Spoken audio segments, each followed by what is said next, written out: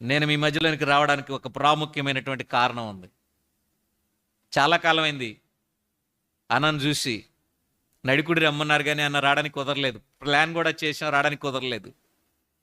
మాకు నూజివీడులో పోయిన శుక్రవారం నుంచి తిమోతి బ్రదర్ని చూస్తే నూజివీడులో ఆ స్పెషల్ మీటింగ్స్ ఇంకా కంటిన్యూ అవుతున్నాయి అని చెప్పేసి అనిపిస్తూ ఉంది నాకు. మొన్నటి వరకు ఆ అన్న మ్యూజిక్ వింటా ఉన్నా, మళ్ళీ వచ్చి కనపడగానే చాలా సంతోషం అనిపించింది. జస్ట్ ఆ మీటింగ్స్ అయ్యే ముందే నాకు ఒక తెల్లవారుజామున నాకు కళ వచ్చింది. ఏంటంటే ఆ కళ, ఒక రోడ్డు వెళ్తా ఉంది ఒక ఊరిలోకి. నేను ఆ రోడ్డు పక్కమటి నుంచి ఒక మట్టి స్థలంలో నుంచి పైకి వచ్చా. నెమ్మది నడుచుకుంటూ వస్తే రోడ్డు మీదకి వచ్చిన తర్వాత ఊరు దూరంగా కనపడతా ఉంది. ఊరు దూరంగా కనపడతా ఉంటే హబ్బా, ఈ మట్టి రోడ్లో నుంచి ఈ ఊర్లోకి వెళ్ళడానికి ఎట్లా నడుచుకుంటూ వెళ్ళాలని చెప్పేసి ఆలోచించుకుంటూ నడుచుకుంటే వెళ్తా ఉన్నా. తెల్లవారుజామున వచ్చింది ఈ కళ. ఎందుకు వచ్చాను అనేది చెప్పాలి ప్రియులారా, అది చెప్పబోతే చాలా కష్టం. సరే నడుచుకుంటే వెళ్తా ఉంటే ఈ లోపల వెనక నుంచి ఒక ఆయన కొత్త సైకిల్ వేసుకుని వేగంగా వచ్చాడు. వచ్చేసి పక్కన ఆపాడు. రండి బ్రదర్, రండి ఎక్కడానన్నాడు. కొత్త సైకిల్ అది. రండి ఎక్కడనగానే మీరు అట్టే వెళ్తున్నారంటే నేను కూడా అట్టే వెళ్తున్నా అని చెప్పేసాను అన్న.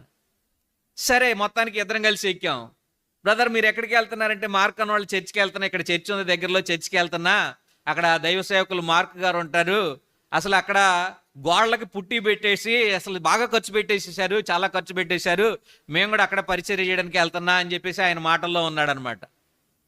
ఆయన వెనకాల కూర్చున్న అలాగా అని చెప్పేసి మేము కూడా దేవుని పనిలోనే ఉన్నాం, ఏదైనా దేవుడు నాకు సాయం చేశాడు ఆ మట్టి రోడ్లో నుంచి వస్తూ ఉంటే, మంచిది బ్రదర్ అని చెప్పేసి ఎప్పుడన్నా వీలైతే అన్న దగ్గరికి వెళ్ళాలి అని చెప్పేసి మాటల్లో అనుకుంటా ఉన్నాం. ఈ లోపల ఊరి దగ్గరికి వచ్చేటప్పటికి సాధారణంగా ఏ పల్లెటూరుకైనా ఊరు మొదట్లో బట్టలు ఉతికే వాళ్ళు, చిన్న చిన్న ఇళ్ళు ఉండే వాళ్ళు కనపడతా ఉంటారు. అక్కడికి వచ్చిన తర్వాత ఇక ఊరు వచ్చేసింది కదా, సరే దిగిపోండి అని చెప్పేసి దింపేసి వెళ్ళిపోయాడు ఆయన. కనపడలేదు నాకు.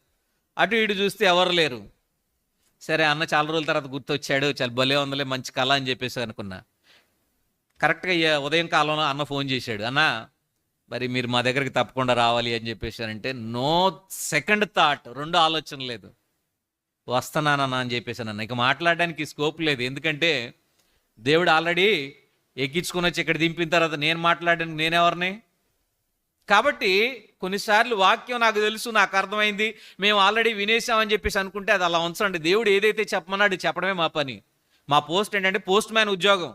దేవుడు ఉత్తరం ఇచ్చినామంటే ఉత్తరం ఇచ్చి రావాలా, రిజిస్టర్ పోస్ట్ ఇచ్చినామంటే రిజిస్టర్ పోస్ట్ ఇచ్చి రావాలా, పార్సిల్ ఇచ్చినామంటే పార్సిల్ ఇచ్చి రావాలా, మాట చెప్పిరామంటే మాట చెప్పి రావాలి.